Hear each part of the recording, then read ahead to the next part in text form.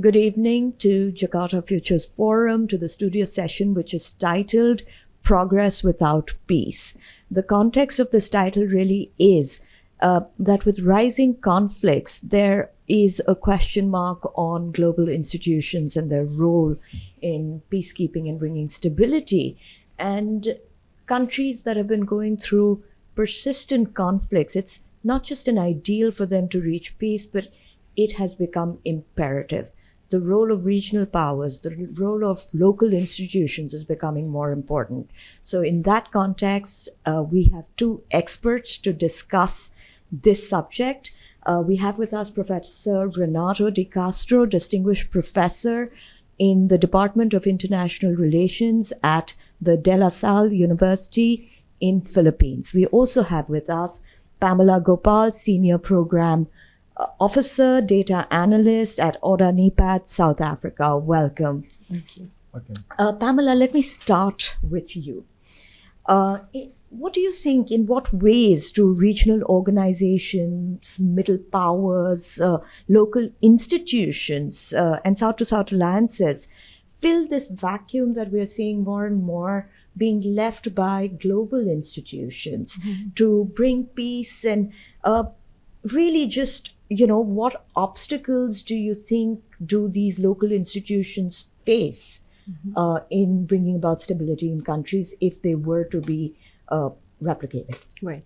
Now, thank you for your question. I think it is really important to understand from a regional perspective, especially the institution that I represent is actually mandated to tackle and address continental development issues from this regional perspective. Regional blocks organize themselves in terms of the geographical locations and how they can then contribute on a continental basis. The same that we're seeing here in the discussions of the JFFs, where we have Indonesia and India as a region that addresses this. I think it's really important, given the geopolitical context that we are operating in right now, that these geographical discussions or the regional blocks convene together, have these discussions to widen our, approach on development issues. Trade helps specifically on that, where we find ourselves today. I think the Global South has a very strong convening power. And ultimately, where there's ease of doing business, investment, opening up the local markets, I think ultimately also contributes to the peace dynamics that we have to go through. So leveraging on local supply chains is also one of the avenues in which we work on, and strengthening, how then we inform policies from bottom up and not just top down. So finding this bridge, I think, from a regional perspective, really helps. In the African continent, very quickly, we organize ourselves also in development frameworks. So we have these frameworks, whether it's from the science, technology, and innovative perspective. We have CADP, which is the comprehensive agricultural framework. And these frameworks help these regions to have a common agenda, a common priority goal setting. And, I find that very, very productive. We'll come to the question of frameworks once I ask Professor. We had a very interesting conversation yesterday about progress without peace, and you said it's something that we've seen time and again. If I was to frame the same question to you in terms of how local institutions or regional alliances can make a difference, what would you say? Well, in the case of Southeast Asia, of course, we have the Association of Southeast Asian Countries, or ASEAN, that was, of course, formed during the Cold War, at the height of the Cold War, at the time that, of course, you have the ongoing conflict happening in Vietnam, the Vietnam War. And, of course, you have a number of insurgencies that were happening here that, of course, actively supported by the People's Republic of China then. ASEAN at least provided a forum or a structure wherein Southeast Asian countries could basically discuss and get to know each other. So the term, when you look at ASEAN, is a sort of a regional entente.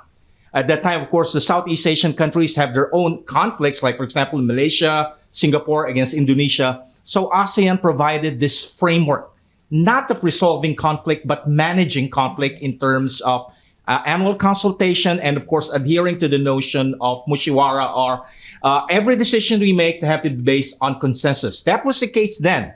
But of course, recently, ASEAN is being challenged. ASEAN is being challenged by the fact that right inside our neighborhood, we have, of course, an emergent power, and that's China, that is really bent on, of course, conquering the whole of the South China Sea, and has effectively, of course, also weakened ASEAN.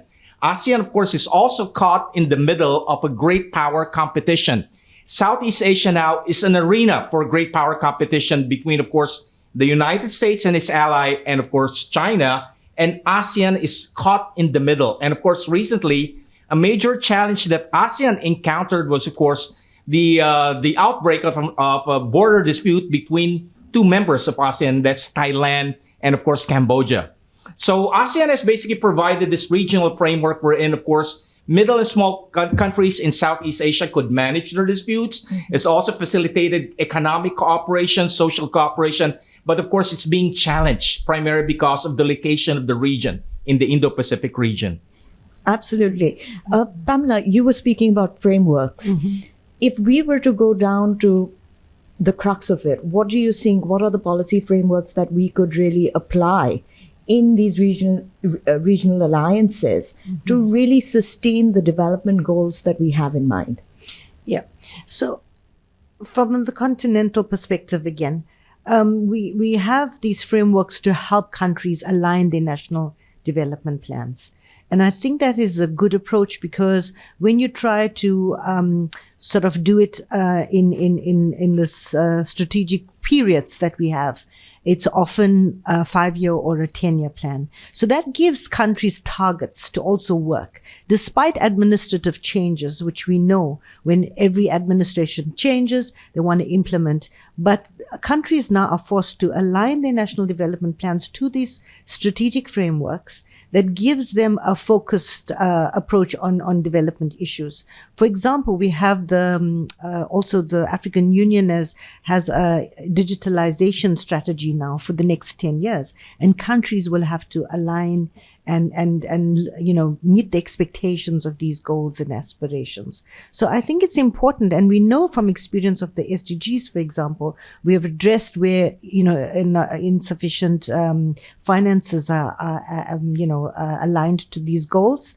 What the African continent is doing now by aligning it with the national development plans is to make sure that a chunk of the budget of the national planning contributes to these development goals. So it not only gives them a time frame in which to achieve them, they do it in a commonality.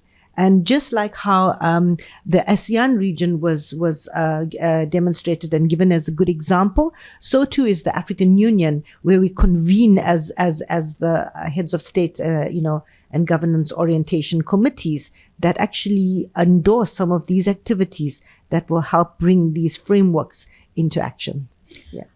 Professor, you spoke about ASEAN being challenged. In that context, how do you think, again, if I was to ask you this question about common frameworks, how do they work? And also, in an era of sovereignty where people are also, countries have their own ideas, how do you think that common frameworks can work towards sustainability? Well, the goals? importance, of course, every time when we talk about regional framework, is the importance of how do you enhance cohesion among 10 member states. This is very challenging for ASEAN for a number of reasons, how basically also addressed. Number one, of course, ever since ASEAN expanded from 5 original member states to 10, this created a cleavage, a geopolitical cleavage within ASEAN in terms of the continental Southeast Asian countries who have, of course, a different take regarding what are the important issues and, of course, how they deal with our big neighbor. That's, of course, China.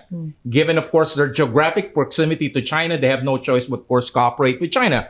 The other challenge, of course, is the maritime Southeast Asian countries, which, of course, also have a different orientation. The orientation is primarily focused, for example, on the South China Sea issue, and, of course, are kind of suspicious regarding how we deal with China. So the challenge there is how you create institutions that will enhance, of course, cooperation. The basic challenge, of course, is ASEAN is the fact that it has to go back to the basic. The basic, of course, is economic cooperation and possible, of course, integration. I think if you look at the European Union, the European Economic Community, the African Union, the basis there should always be economic cooperation among the member states that could enable you to exercise a degree of economic autonomy, whether from the great powers, specifically in terms of China. But of course, that's a challenge right now. ASEAN originally envisioned economic cooperation, had made 4 projects, but it has not been so successful when it comes to economic cooperation. So I think for ASEAN, it has to go back to the basic. We have to understand what's the very essence of the 1967 Bangkok Declaration, which created ASEAN, and it's, of course, economic cooperation. The other challenge, of course, of ASEAN is the fact that it's purely intergovernmental. It has no institution whatsoever. So this challenge for ASEAN. For ASEAN to ensure its survival in an era of great power competition in the Pacific region, it has to basically rethink how it could enhance the cohesion of this regional organization. That's a great example, Professor, when you mentioned the EU, also an economic framework that started, is now trying to forge as a political union, and that sort of, you see fault lines in that. So I think ASEAN needs to go back to exactly what you said. The basics. Pamela, we're running out of time, so let me ask you this. What do you think should policy makers avoid? What are the mistakes that they've made in regional alliances coming together, if they have any? And are there any examples of instabilities that have, become opportunities? Right, great, thank you. I also would like to take it from the response that we have. Of course, the African continent is 55 member states. So often people just look at it as a whole continent, but we also have these, inter-African challenges. In terms of policymakers and what the shortfalls are, I think we have to, apart from just economic, it has to be a social economic approach. We forgot about bringing in where it matters most, and that is our citizens. We watched over COVID how borders had to be closed to preserve life. But yet we make decisions as governments, as larger policy domains, forgetting that that's the reason why we actually exist, to make sure that its policies has to be people-centric is something that we moved away from. But I must say, where we have leveraged from the continent is that we're giving more time now to think tanks. We're giving more time to local research content, to understand, work with civil society better, to understand from a local perspective how then the values that are appreciated on the ground is leveraged and scaled up from a policy domain. At the African Union level, we just launched an African think tank platform. And I specifically run a program called the African Policy Bridge Tank Program, where we work with this to bridge this knowledge gap between the knowledge producers and the knowledge users, that is the policymakers and the member states, so that we better align, the lived experience versus how the policy is shaped. Great point, Pamela. Last word to you, Professor. Well, the main challenge, of course, of the decision makers is ASEAN. In 1987, the late Singaporean Prime Minister Lee Kuan Yew made a statement. This was during the 3rd ASEAN Summit in Manila. The greatest accomplishment of ASEAN is that it survived. Unfortunately, that's still basically the position of the 10 member states, ensuring that ASEAN survive. But ASEAN should not simply survive, it should develop. So they have become, a key point here is the challenge of complacency. The attitude that if it ain't broke, don't fix it. Yeah. So that has basically become what happened with ASEAN. It survived. But the next question is, will it survive the great power competition of the 21st century in the Indo-Pacific? Will it survive China's effort to basically take control, transform Southeast Asia into its living space, or live and strong? Or in the end, of course, ASEAN could be dissolved, or ASEAN could be part of a greater China. Well, thank you very much. It was incredible having your thoughts on these very, very important topics. And I think the next couple of decades are going to be very important for us. Thank you.